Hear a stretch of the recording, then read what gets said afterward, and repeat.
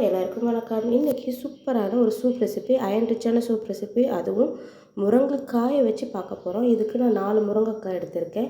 அது கூட கொஞ்சம் உப்பு மஞ்சத்தூள் போட்டு ஒரு விசில் விட்டு எடுத்துக்கலாம். இப்போ விசில் வந்ததுக்கப்புறம் நான் ப்ரெஷர் ரிலீஸ் பண்ணிவிட்டு ஓப்பன் பண்ணுறேன் பாருங்கள். நல்லா சூப்பராக வெந்திருக்கு. இப்போ இதை நல்லா வடிகட்டிக்கலாம். இதோட தண்ணி ரொம்ப இம்பார்ட்டன்ட், ஸோ எடுத்து வச்சுக்கோங்க, கீழே ஊற்றிடாதீங்க.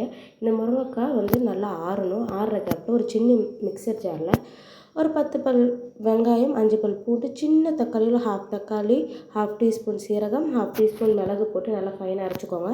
தக்காளி மட்டும் அதிகமாக சேர்த்தாமல் பார்த்துக்கோங்க, எல்லாம் டொமேட்டோ சூப் மாதிரி சேஞ்ச் ஆகிடும்.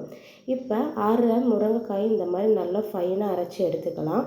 தேவைப்பட்டால் அந்த முருங்கைக்காய் வடிச்சிருக்க தண்ணியை யூஸ் பண்ணிக்கோங்க. இப்போ இந்த முருங்கைக்காய் வடித்த தண்ணியில் இந்த பல்ப்பையும் நல்லா வடிகட்டி எடுத்துக்கலாம். இந்த சூப் பார்த்திங்கன்னா கிட்டத்தட்ட ஒரு நான்வெஜ் டேஸ்ட்டில் இருக்கும். கண்டிப்பாக ட்ரை பண்ணி பாருங்கள். யாராச்சும் புதுசாக குடிக்கிறாங்கன்னா அவங்களால கண்டே பிடிக்க முடியாது. இப்போ இந்த மாதிரி நல்லா திக்காக நம்மளுக்கு கிடச்சிருக்கும் இந்த வாட்டர். இப்போ ஒரு கடாயில் பட்டர் ஆட் பண்ணிவிட்டு நம்ம அரைச்சி வச்சுருக்க பேஸ்ட்டையும் போட்டுட்டு நல்லா வதங்க விடணும். இதோட ராஸ்மல் போகிற அளவுக்கு லைட்டாக தண்ணி தெளித்து இந்த ராஸ்மல் போனதுக்கப்புறம் நம்ம எடுத்து வச்சுருக்க அந்த பல்ப் வாட்டரை நம்ம இதில் ஆட் பண்ணிடலாம். ஆட் பண்ணிவிட்டு ஒரே ஒரு கொதி வந்தால் போதும், ரொம்ப கொதிக்கணும்னு இல்லை. ஏன்னா ஆல்ரெடி நம்ம முருங்கைக்காய் நல்லா வேக வச்சுட்டோம். இப்போ இதில் ஒரு கொதி வந்ததுக்கப்புறம் கொத்தமல்லி இலை தூவி இறக்குனீங்கன்னா சூப்பரான முருங்கைக்காய் சூப் ரெடி. மறக்காமல் ட்ரை பண்ணி பார்த்துட்டு எப்படி வந்திருக்குன்னு சொல்லுங்கள். நம்ம சேனலை சப்ஸ்கிரைப் பண்ணிக்கோங்க. இந்த வீடியோ பிடிச்சிருந்தால் லைக் பண்ணிக்கோங்க. தேங்க்யூ.